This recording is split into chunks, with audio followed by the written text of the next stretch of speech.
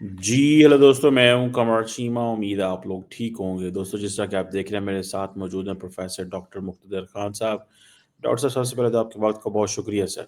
Thank you very much Qamar साहब और आपके सुनने वालों को सबको मेरा सलाम, नमस्ते, सत श्री अकाल, वनकम, हेलो, नी हाओ चाइना में कहते हाँ, हैं। बिल्कुल। डॉक्टर साहब, कुछ इम्पोर्टेंट सवाल हैं। अभी जी। G20 के हाल ही में वहाँ पे मोदी साहब ने एक लगता ही है कि एक डिप्लोमैटिक कू कर दिया है वहाँ पे। अच्छा। और वो कू ये है कि ब्रिक्स के अंदर एक छोटा मिनी ब्रिक्स उन्होंने बना लिया with the support of the Brazil and south Africa. कहते ये हैं कि वी आर डेमोक्रेसी, लेकिन सवाल ये पैदा होता है कि क्या, और साथ ही में इंडिया ने बेसिकली कनाडा और ऑस्ट्रेलिया के साथ मिलके एक टेक अलायंस भी डेवलप कर लिया है। तो is India giving message to the United States that we are learning to live without the United States, but हम ये छोटी छोटी ग्रुपिंग्स जो है वेस्टर्न वर्ल्ड के साथ डेवलप करेंगे और नई ग्रुपिंग्स भी बनाएंगे। What do you make of that? ये जो इंडिया की मूव है, बेसिकली ये अमेरिका के लिए है, इंडिया इनसिक्योर है, या कि वाकई इंडिया समझता है कि छोटी ग्रुपिंग्स में ज़्यादा फ़ायदा है? What do you make of that? और ख़ास तौर पे ये जो ब्राज़ील और जो साउथ अफ्रीका वाला है, ये दोनों लीडर्स तो बड़े एंटी अमेरिका हैं। तो what do you make of that? तो सर दो चीज़ें हैं। एक तो जैसा कि आपको याद होगा कि जब शुरू-शुरू जब इंडिया को ट्रंप शॉक हुआ कि अरे भाई ये तो आरएसएस के मेंबर नहीं है। जब सेकंड टर्म जब शुरू हुई, जब उनको धक्के लगने लगे डोनाल्ड ट्रंप की तरफ से, तो ये भागे-भागे बीजिंग गए फॉर द एससीओ समिट, आपको याद होगा। तो उन दौरान अगर आप उस ज़माने की मीडिया को कवरेज देखोगे तो आरआईसी का बहुत ज़िक्र हो रहा था। Russia, India, China. हालाँकि उस वाक़या ये सारी चीज़ें बेसिकली अप्रैल के बाद और अगस्त के बाद होने लगी बिकॉज़ जब इंडिया पे एक्स्ट्रा ट्रंप ने लगा दिए थे 50% टैरिफ्स। तो जो आरआईसी का ज़िक्र है वो लाव्रोव ने मार्च में कहा था we need to revive this forum of Russia, India, China. ये बहुत पुराना कॉन्सेप्ट था आरआईसी का। लेकिन it never went out because India America के पीछे भाग रहा था। तो क्योंकि अमेरिका के पीछे भाग रहा था और चाइना को कंटेन करने के लिए पूरा इंडो पैसिफिक की वही स्ट्रैटेजी थी, आरआईसी कैसे चलेगा, राइट? तो जब डोनाल्ड ट्रंप की तरफ से इंडिया को जब I don't know how to describe it but downgrade कर दिया उन्होंने वो रिलेशनशिप, तो ये आरआईसी की तरफ भागे। तो ये जो जो मिनी ब्रिक्स की जो बात हो रही है, ब्राजील, इंडिया और साउथ अफ्रीका, ये 22 साल पुराना इनिशिएटिव है। आईबीएसए कहते हैं इसको, इप्सा 2003 में इसका लॉन्च हुआ था और ज़्यादातर इस पे काम अंडर मनमोहन सिंह हुआ था 2004 से लेके 2010 तारीख तक। तो ये आइडिया था कि 3 कॉन्टिनेंट्स के 3 डेमोक्रेसीज़, यानी ब्राज़ील फ्रॉम ल this this is pre BRICS. तो ये जो बहस है ब्रिक्स से पहले, तो लैटिन अमेरिका से साउथ अमेरिका से ब्राज़ील, अफ्रीका से साउथ अफ्रीका और एशिया से इंडिया। 3 डेमोक्रेसीज़ फ्रॉम 3 कॉन्टिनेंट्स आपस में काम करेंगे टू इम्प्रूव ट्रेड वगैरह वगैरह। तो ये सारा ग्लोबल साउथ का, ये साउथ साउथ कोऑपरेशन का एक इनिशिएटिव था जो 2010 तक आपस में तकरीबन ट्रेड वगैरह बढ़ा के अच्छी खासी नौबत $30 बिलियन तक का ट्रेड हो चुका था 2010 का, और वहाँ से अब तक डबल हो गया है। अब तकरीबन इन तीनों मुल्कों के आपस में $60 बिलियन का ट्रेड होता है। अगर आप देख लें India Brazil, India south Africa Brazil, तो ये जो ट्रायंगल है इसमें काफ़ी ट्रेड होता है। लेकिन फिर वही हुआ कि फिर इंडिया क्वाड में आ गया, फिर अमेरिका के पीछे गया, तो इंडिया की तरफ से दे वेंट अवे। और देखिए साउथ अफ्रीका और ब्राज़ील ने अपनी जो पोज़ीशंस हैं उन्होंने तब्दीली नहीं की। They have not changed there position. South Africa ने इज़राइल की चमचागिरी नहीं शुरू की, जैसे इंडिया लग गया है इज़राइल के पीछे। अभी भी south Africa is very strongly prosecuting Gaza. और अगर आपने देखा जो जो ब्रिक्स की समिट हुई, G20 की जो समिट हुई ब्राज़ील में अभी, तो द मेन आइटम तो जेनोसाइड इन गाज़ा था अंडर लूला। इंडिया तो ऐसा प्रिटेंड करता है जैसा कि कुछ हो ही नहीं रहा है गाज़ा में। इनफैक्ट इंडिया के सारे यूएन के वोट्स देखें आप तो वाज़ विथ इज़राइल। तो अब इंडिया के पास ऐसा है, जब भी इंडिया के लिए अमेरिका का चांस मिलेगा, ये इन दोनों को छोड़ के फिर भाग जाएँगे ये। अ, अगर ट्रम्प, देखिए ट्रम्प का तो बुरा हाल हो रहा है, अगर ट्रम्प की कमज़ोरी हो जाती, लेम डक हो जाता है, फॉर एग्ज़ाम्पल मिड टर्म में अगर हार जाती है रिपब्लिकन पार्टी हाउस या सेनेट, तो डोनाल्ड ट्रम्प की तो फॉरेन पॉलिसी फुस हो जाएगी। या सुप्रीम कोर्ट अगर मार्च में अनाउंस कर देता है कि टैरिफ्स आर अनकॉन्स्टिट्यूशनल, तो वो फँस जाएँगी, उनकी सारी फॉरेन पॉलिसी अंदर हो जाएगी। या नया प्रेसिडेंट आएगा, देखना इंडिया विल अबैंडन, जिस तरह आरआईसी को अबैंडन किया, फिर इनको भी अबैंडन करके वो चले जाएँगे। बिकॉज़ जो हिंदुत्व की जो फॉरेन पॉलिसी है, they are very focused on America. वो अमेरिका से टेक्नोलॉजी अमेरिका से हासिल करना चाहते हैं to become a major power. इनको जेट इंजिन्स चाहिए, ये कहाँ से ले रहे हैं? हर दूसरे दिन को आपको फ्रांस की बात सुनने में आती है, अरे फ्रांस का क्या नाम है वो, व्हाटएवर वो जो कंपनी है इनको टेक्नोलॉजी दे रही है, 5th जनरेशन फाइटर्स वगैरह की बस बातें आती हैं। फिर सुनने में आता है कि भाई इंडिया 404 404 F404 इंजन खरीदा है अभी 113, व्हिच आर ओल्ड टेक्नोलॉजी, वो 1980s की टेक्नोलॉजी है। जो 404 का जो इंजन है वो ओरिजिनल F16 वगैरह में यूज़ होता था। 414 के जो ऑर्डर्स है वो अभी तक डिलीवर नहीं हुए हैं। कह रहे हैं 2027 में आएँगे। So India needs American technology. India को आईटी सर्विसेज़ जो एक्सपोर्ट्स होते हैं सबसे ज़्यादा अमेरिका को होते हैं। अभी भी America is India's biggest trading partner. Brazil और रशिया के साउथ अफ्रीका को तो कोई चॉइस ही नहीं है ना, साउथ अफ्रीका के तो इतना खिलाफ हो गया है अमेरिका कि हद ही नहीं। मतलब ट्रम्प तो जुड़े-जुड़े बातें भी कर रहे हैं कि भई व्हाइट जेनोसाइड हो रहा है, ये हो रहा है, वो हो रहा है। So I think this is like इससे अमेरिका को कुछ धक्का-वक्का नहीं लगता है। अमेरिका इज़ नॉट अफ्रेड कि भाई इंडिया, ब्राज़ील और ये आपस में मिलके क्या कर लेंगे।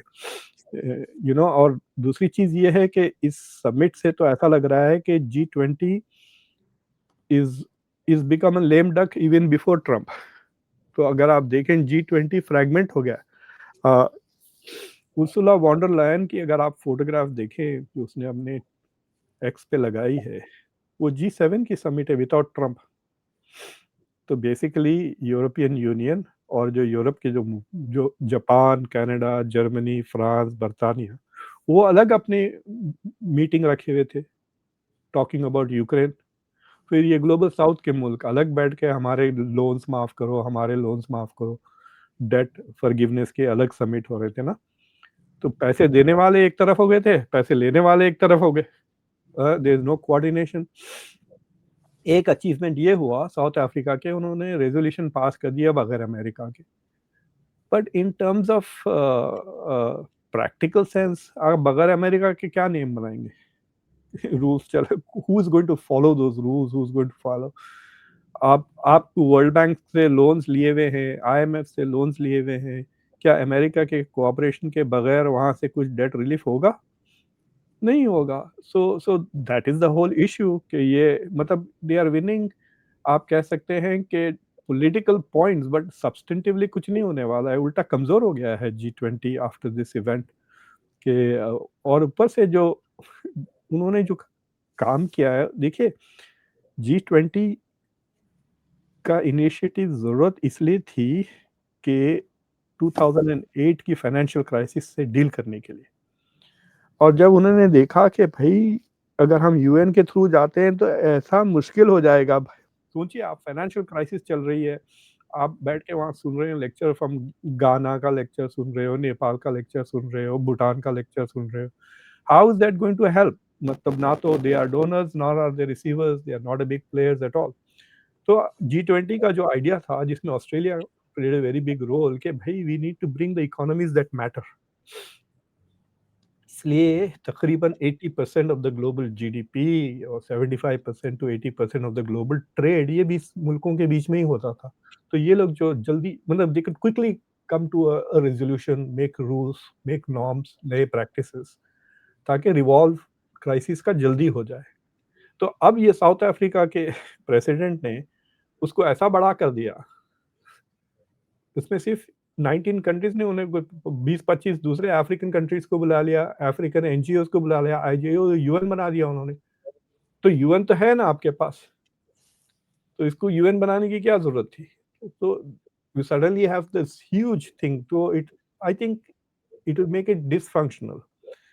अब जब अमेरिका के पास आ गई है प्रेसिडेंसी, नवंबर से तो अमेरिका के पास आ जाएगी ना, तो I think it will go back to a very small, देखना। दूसरी चीज मैं आपको फ्रैंकली बोलूं, साउथ अफ्रीका टॉप 30 इकोनॉमीज में भी नहीं आता, दुनिया के टॉप 30 इकोनॉमीज में भी नहीं आता। अर्जेंटीना भी नहीं है 20 इकोनॉमीज में, स्पेन को नहीं बुलाया, Spain is part of the top 20। अगर आप कह रहे हैं कि 19 इकोनॉमीज प्लस यूरोपियन यूनियन, आपको मालूम पूरा अफ्रीका इंडिया से छोटा है, पूरा का पूरा अफ्रीका आबादी में भी इंडिया से छोटा है, जीडीपी में भी इंडिया से छोटा है।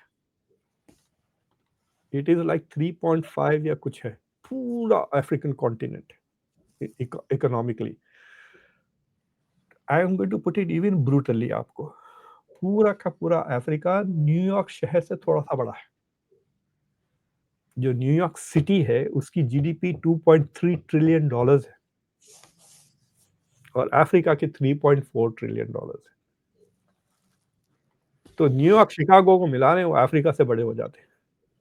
सो सडनली ऑन इकोनॉमिक इश्यूज पे, लाइक आई डोंट नो, मतलब ये democracy, equality, you have to pretend that you are relevant, it is not important, they are not relevant, I am sorry.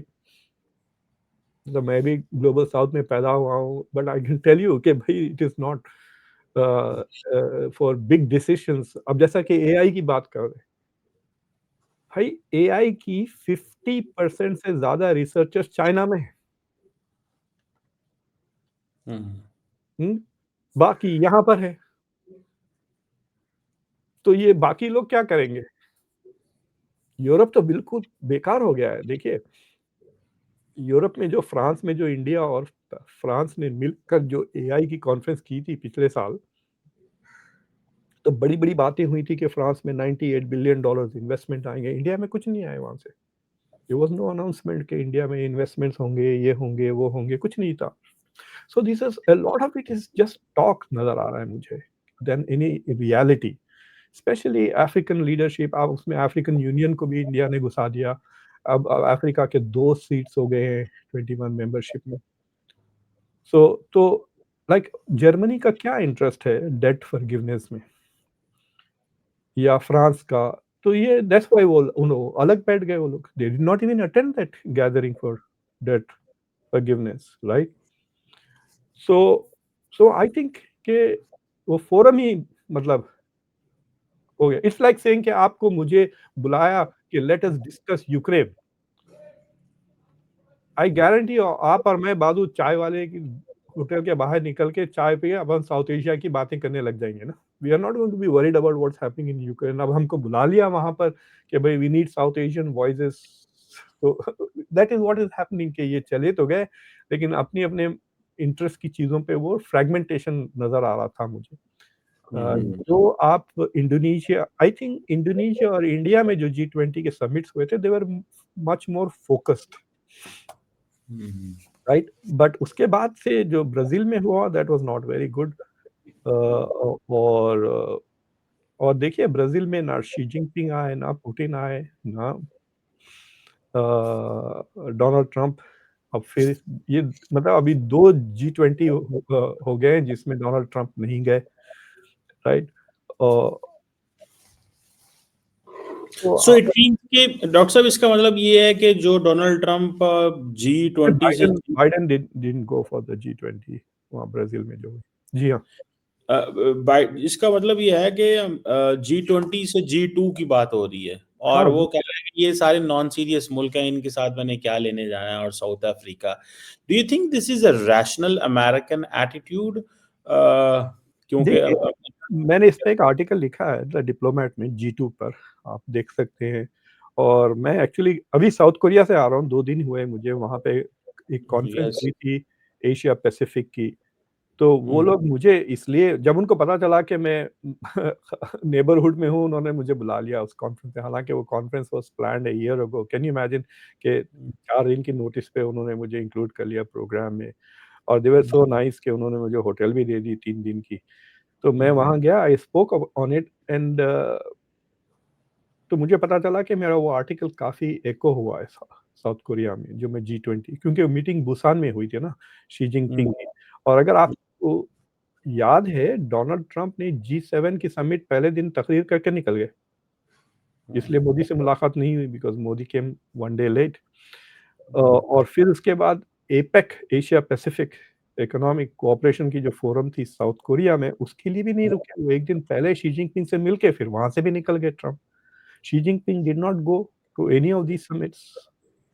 कोलमपुर भी नहीं गए शी जिनपिंग। तो क्या हो गया है, ये दोनों बड़े जो पावर्स हो गए हैं global, they are not interested in this multilateral initiatives, ऐसा लग रहा है। हाँ, so they are all interested in के, मतलब they are interested in forums where they are at the centre of it. और वो जो बुसान का है, डोनाल्ड ट्रंप ने खुद G2 का लफ्ज यूज किया ना, उसने ही यूज किया, ही मेड इट साउंड के द रेस्ट। उन्होंने डाउनग्रेड कर दिया यूरोप को, डाउनग्रेड कर दिया G20, G7 को भी डाउनग्रेड कर दिया। And that's what he said, G10। हालांकि डोनाल्ड ट्रंप बुसान को जापान से गए थे जापान में मुलाकात करके साने तकाशी से, जो उनकी प्राइम मिनिस्टर है, उसके बावजूद he said this is like a G2 summit. So the gap, मुझे लगता है अमेरिका और चाइना को अलग कर दें तो जो गैप है with the rest of the world, वो बढ़ते जा रहा है। और वो गैप बढ़ने की वजह से आई थिंक ये forums will be just talk and less action, more talk.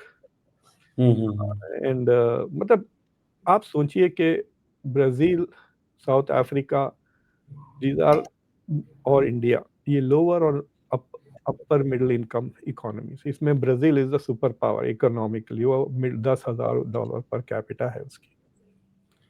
और फिर उसके बाद साउथ अफ्रीका जिसकी 6,000 है, उसके बाद इंडिया 2,800।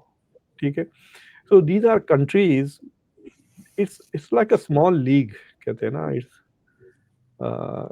भाई आप सोचिए, वर्ल्ड कप क्रिकेट का मैच हो रहा है, ऑस्ट्रेलिया और इंग्लैंड नहीं आते और इंडिया भी नहीं आता, और फिर वहां पे खेल रहे हैं Sri Lanka, Pakistan, West Indies, Zimbabwe तो क्या वो वर्ल्ड कप होगी? वैसा हो गया G20 का विद ट्रम्प। मतलब तीनों पावर्स नहीं आए ना। और अब और एक बात, मजे की बात बताता हूँ मैं, कि पुतिन इसलिए नहीं आए कि अरेस्ट हो जाएंगे वो ब्राजील भी इसलिए नहीं गए कि वो अरेस्ट हो जाएंगे, साउथ अफ्रीका भी वो नहीं गए इसलिए कि वो अरेस्ट हो जाएंगे। तो अब नेक्स्ट ईयर भी नहीं आ सकेंगे पुतिन। यस। यूएस में है, मेरे ख्याल से शी जिनपिंग आएंगे next year, because the meeting is in the US. अगर ट्रम्प अप्रैल में जाते हैं चाइना, तो then I think Xi Jinping will come for that G20, because उसको ट्रम्प विल मेक श्योर कि it looks like G2 zero. एक मैं मजाकिया बात कहता हूँ, G20 है ना, G20 में अगर आप ट्रम्प और शी जिनपिंग को निकाल दें, यानी G2 को निकाल दिए, क्या रहता? जीरो। G20 का जीरो रह जाता है, G0 हो गया ये। डॉक्टर साहब, इंडिया जो है वो री इंगेज कर रहा है कनाडा के साथ। What do you make of that? Mark Carney जो है वो उनको इनवाइट भी कर लिया गया है। कनाडा भूल गया सब कुछ, या कि कनाडा समझता है कि जिस तरह ट्रम्प उनके साथ ट्रीट कर रहे हैं, उन्हें नई मार्केट्स ढूंढनी चाहिए, नए कनेक्शंस बिल्ड करने चाहिए। और लेकिन इंडियंस जो हैं वो टफ लाइन ले रहे हैं स्टिल। मैं आई थिंक इंडियन जो हाई कमिश्नर है कनाडा के अंदर, वो कोई रेफरेंडम्स हो रहे थे कनाडा में, उसके ऊपर भी टफ लाइन ले रहे थे। टेक ऑफ दैट, कैन ये दोबारा कर सकते हैं री, और ये चैलेंजेस क्या है? देखिए, कनाडा का प्रॉब्लम ये हो गया है कि कनाडा का 70% ट्रेड अमेरिका के साथ है। It's very dependent on the US.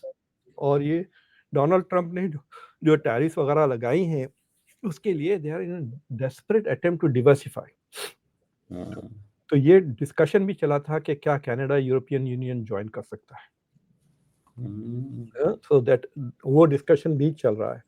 दूसरी चीज़ ये है कि जब जो मीटिंग हुई थी, अगर आपको याद है, G7 की, बिटवीन कार्नी एंड मोदी, तो उसपे मैंने एक बाकायदा एक पूरा शो सिर्फ़ उस मीटिंग में कहा। उस जब दोनों की बातचीत हुई और वो प्रेस तो मोदी वाज़ टॉकिंग अबाउट, ये जो बात करते हैं ना वो मोबिलिटी, कनेक्टिविटी, ये बेकार सी बात, जो स्टैंडर्ड है भई, ये हर जगह जहाँ जाते हैं जयशंकर, ये मोबिलिटी, हमको वीज़ा दो, हमको वीज़ा दो। टैलेंट मोबिलिटी कहते हैं, बेसिकली सेइंग हमारे बंदों को वीज़ास दो, जॉब्स नहीं है हमारे पास इंडिया में, हम बाहर भेजना चाह रहे हैं लोगों को जॉब्स के लिए। पैसे भी आते हैं हमारे लोग और हमारा इन्फ्लुएंस भी बढ़ जाता है डायस्पोरा। सो वो सारी चीज़ें बात की। एक लफ्ज़ नहीं कहा मोदी ने कार्नी को कि आपके पास आपने टेररिस्ट को पाल रखा है, आपने खालिस्तानियों को, सेपरेटिस्ट को एनकरेज, एक लफ्ज़ नहीं कहा मोदी ने, कुछ नहीं कहा। लेकिन कार्नी ने कहा कि लॉ एंड ऑर्डर को हम परस्यू करेंगे, which is what he is saying कि India will cooperate on law and order, वो कार्नी ने साफ कहा था। उसके बाद जब दोबारा जो अब जो फॉरेन मिनिस्टर है कनाडा की, she is of Indian origin, तो वो इंडिया भी गई थी अभी, और फिर उसके बाद मीटिंग से कार्नी से जब सवाल उठाया गया ये, तो कार्नी ने कहा कि देखो, वो लीगल प्रोसेस तो चलते रहेंगे on this side, but we need to find new markets, we need to find, because वो परेशान है कि अमेरिका के साथ अगर इकोनॉमिक हालात बढ़, कनाडा इसलिए बचा हुआ है क्योंकि अभी तक डोनाल्ड ट्रंप ने नाफ्टा 2.0 को छेड़ा नहीं। तो वो जो एग्रीमेंट्स जो पहली बार हुए थे, यूएस, कनाडा, मेक्सिको की जो एग्रीमेंट है, उसके बेसिस पे 70 टू 80% ऑफ जो उनके एक्सपोर्ट्स हैं कनाडा के टू अमेरिका, वो बचे हुए हैं टैरिफ से। तो जो टैरिफ, मज़ीद टैरिफ जो 30% के लगाए हैं डोनाल्ड ट्रंप ने, वो सिर्फ़ उस चीज़ों पे हो रहे हैं जो अफ़ेक्ट नहीं हुआ। लेकिन it is creating a problem for उनकी जॉब्स वगैरह, they are going to be in trouble. So more, so Canada is looking to join new areas, वो डिवर्सिफाई करने के चक्कर में यूरोप को, इंडिया को, चाइना को और जापान की तरफ देख रहा है। और अभी कनाडा ने एक बहुत बड़ी चीज़ की है कि वो लोग जो कनाडा के बाहर पैदा होते थे, यानी लेट्स से कि आपने सिटीजनशिप ले ली कनाडा की, but you are not Canada born, right, आप तो पाकिस्तान में पैदा हुए, और आपने कनाडा जाके, आप सिटीज़न हैं कनाडा के, लेकिन अगर आप पाकिस्तान जाते हैं और वहाँ पे आपको बच्चा हो जाता है, तो उसको सिटीज़न बनने के लिए it it there was a problem. हालाँकि आप और आपकी बेगम दोनों आर नेचुरलाइज़्ड कैनेडियंस, बट अगर बच्चा बाहर पैदा होता है और पेरेंट्स भी बाहर पैदा हुए कनाडा के, तो उसको सिटीज़न बनने में मुश्किल हो रही थी। तो वो अमेंड कर दिया है पिछले हफ्ते कनाडा ने। तो अगर आप और आपकी बेगम दोनों कैनेडियन से एंड आपका बच्चा कहीं और भी पैदा हो जाता है, तो भी उसको कैनेडियन सिटीज़न मिल जाएगी ऑटोमैटिकली। इससे हज़ारों इंडियंस का बहुत फ़ायदा हुआ है। हाँ, so this change in law, सबसे ज़्यादा जो बेनिफिट हुए हैं, वो इंडियंस हुए हैं। So it has kind of said कि इट्स लाइक अ पॉज़िटिव चीज़ जो कनाडा कर रहा है टुवर्ड्स इंडिया। दूसरी चीज़ ये है कि देखिए, 2 चीज़ें साइमल्टेनियसली चल रही हैं। एक चीज़ ये है कि बातें कर रहे हैं कि let's do trade and let's do this, ये दिस। फिर अगर वो उसके जो एक्टी है, ACITI, ये एक्रोनिम है ना, Australia, Canada, India technology initiative, ये। तो उसके अंदर फिर वही वीज़ा का चक्कर है। टेक मोबिलिटी, इंडिया को वीज़ा चाहिए, इंडिया को जॉब्स चाहिए। बट इन्होंने कम कर दिए। ना सिर्फ ये, इन्होंने यूनिवर्सिटीज़ बंद कर दिए हैं, तो सबसे ज़्यादा इंडियन स्टूडेंट्स कनाडा जा रहे थे। और कनाडा के ये रूल्स बहुत अजीब है, अगर आप अमेरिका आते हैं एज़ एन इंटरनेशनल स्टूडेंट, तो आप सिर्फ 20 घंटे काम कर सकते हैं, and that too only on campus. लेकिन कनाडा में आप फुल टाइम काम कर सकते हैं, बाहर भी जॉब ले सकते हैं ऑफ कैंपस। तो लोग स्टूडेंट बन के आके जॉब करना शुरू कर देते हैं, मतलब they begin their normal life, they are not a student anymore. तो इसकी वजह से काफ़ी फेक यूनिवर्सिटीज़ पैदा हो गई थी, और इंडिया से, पंजाब से ज़्यादातर लोग यहाँ माइग्रेशन के लिए they were using the student visa and these laws. तो अब कनाडा वो सारी चीज़ें सख्त कर रहा है जिससे डायरेक्टली इंडिया पे असर हो रहा है। जैसे H-1B पे सख्ती की है तो डायरेक्टली इंडिया पे असर हो रहा है। सो दोनों चीज़ें साथ-साथ चल रही हैं कि yes they are trying to improve trade. Basically Canada चाह रहा है कि भई किसी न किसी तरह हमको और मार्केट मिल जाए इंडिया में, ताकि हम हमारी चीज़ें जो अमेरिका नहीं बेच सक रहे हैं अब वो इंडिया में बेचेंगे। इंडिया चाह रहा है कि भई किसी न किसी तरह हमको भी इन्वेस्टमेंट्स आ जाए, टेक्नोलॉजी का चांस मिल जाए, हमारे बंदों को जॉब्स मिल जाए इन कंट्रीज़ में। So they are trying to find basically जो अमेरिका के साथ जो चीज़ें थी, जो लॉस हो रहा है, they are trying to find different places different markets diversify करने की कोशिश कर रहे हैं। But hmm, Canada and Australia are not America. Hmm, Canada, Australia मिला के ढाई ढाई ट्रिलियन डॉलर कुछ होता है maximum, hmm, which is you are losing a $30 trillion market. So hmm, but it is मतलब क्या करें तो क्या करें क्या, मतलब देयर इज़ नो, मतलब देयर इज़ नो चॉइसेस। हुँ, और अमेरिका में तो अभी मुझे लगता है कि डोमेस्टिक टर्मॉइल बहुत होने वाला है। It's going to be lot of instability inside America, जिसकी वजह से एक्सटर्नल इंस्टेबिलिटी भी बहुत होगी। देखिए कि मतलब मैगा वगैरह ये सारे के सारे लाइक इन्फ्लक्स है। इंटरनल टेंशन्स उसमें भी हो गए, पॉलिटिकल डेमोक्रेटिक पार्टी में भी इंटरनल टेंशन्स बढ़ रहे हैं। हुँ। तो डॉक्टर साहब आप चाइना थे, what was your experience at the end हमें बताएँ कि how fast India can catch up. Replace China? क्योंकि बातें हो रही हैं कि जी इंडिया बहुत जल्दी जो है वो चाइना को रिप्लेस कर सकता है। क्या देख के आए हैं आप चाइना में? तो मैं तो पहले हांगकांग गया था। वहाँ पे एक कॉन्फ्रेंस थी, एशिया पैसिफिक में बैलेंस ऑफ पावर जो शिफ्ट हो रहा है, तो उसका मैं मुझे कीनोट एड्रेस देना था। हुँ, हुँ, हुँ, तो जैसा मैंने एक्सपेक्ट किया था हांगकांग वैसा ही है। मैं सिंगापुर कई बार गया हुआ हूँ, तो हांगकांग पहली बार था, तो it was not a surprise to me. देखिए हांगकांग, सिंगापुर, ताइवान और साउथ कोरिया और ओरिजिनल एशियन टाइगर्स, इनका डेवलपमेंट प्री ग्लोबलाइज़ेशन हुआ है। जो दूसरे second round of Asian tiger जो मलेशिया, थाईलैंड, वियतनाम वगैरह हुए हैं, Indonesia, these are post globalisation 1991 के बाद है, जिसमें सबसे बड़े विनर्स इंडिया और चाइना है। लेकिन Japan, Taiwan, Hong Kong, Singapore, South Korea, they became developed before globalisation. ये दिस इज द डिफरेंस। तो I was expecting Hong Kong to be very developed. 50,000 per capita है उसकी और काफ़ी वेल ऑफ है। लेकिन जो शॉक हुआ मुझे जब मैं मैं बाय कार गया चाइना, तो वेरी इंटरेस्टिंग। 1 मिनट में मेरा इमिग्रेशन हो गया। It was I was surprised. और वो 1 मिनट इसलिए भी लगा कि वो बंदे को इंग्लिश नहीं आती थी। मुझे चाइनीज़ नहीं आती थी, तो वी कुड नॉट, मतलब मैं ठीक से खड़ा नहीं रह रहा था in front of the camera. तो वो बाहर से निकल के आके मुझे सही तरह से खड़ा है, उसमें टाइम लग गया। तो I went by road from Hong Kong to Shenzhen. तो मुझे तो इतना शॉक हुआ कि सवाल ये नहीं है कि इंडिया चाइना से कब कैचअप होगा।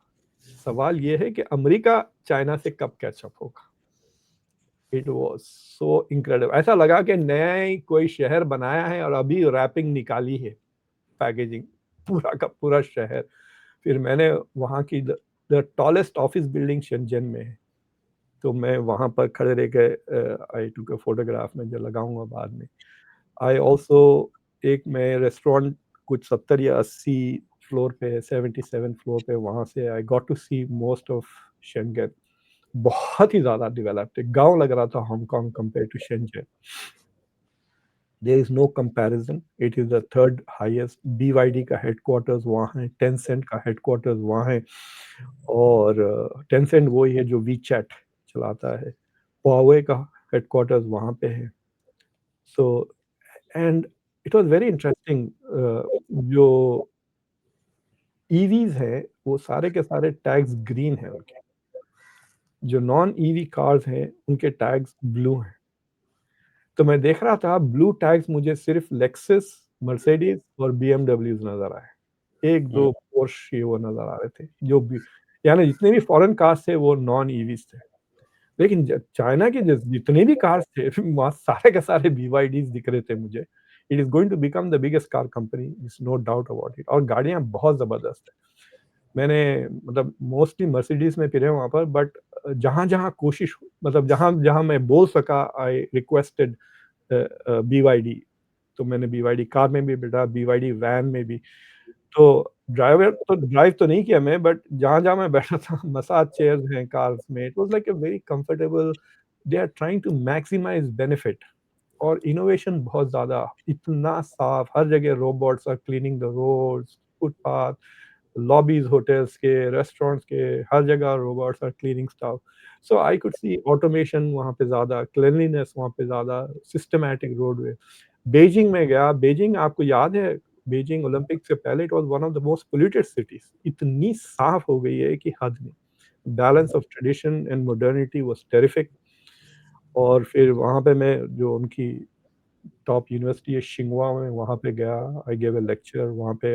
एक्चुअली काफ़ी पाकिस्तानी स्टूडेंट्स हैं वहाँ पर, they came to my talk. In fact वहाँ पे एक स्टूडेंट से मुलाकात हुई who is doing her PhD in international relations. तो उसका जो मेंटर था पाकिस्तान में, वो मेरा बहुत अच्छा दोस्त था। We did a PhD together यहाँ पे यूएस में। अ, उसका नाम एजाज़ अकरम था, he was quite important professor. तो तो it was a very interesting experience to me कि देखिए नंबर्स हम जो देखते हैं ना कि GDP per capita 14,000, no, I think China ने अपनी करेंसी को आर्टिफिशियली बहुत ज़्यादा दबाया हुआ है। China looks way more developed than Europe, it looks way more developed than the US. Infrastructure wise it is terrific. हर चीज़ शेंज़ेन तो हर चीज़, उसका एयरपोर्ट भी वाज़ टेरिफिक, फैंटास्टिक। और पिछले मैं 1-2 साल में तो बहुत ही ज़्यादा ट्रैवल कर रहा हूँ मल्टीपल कॉन्टिनेंट्स।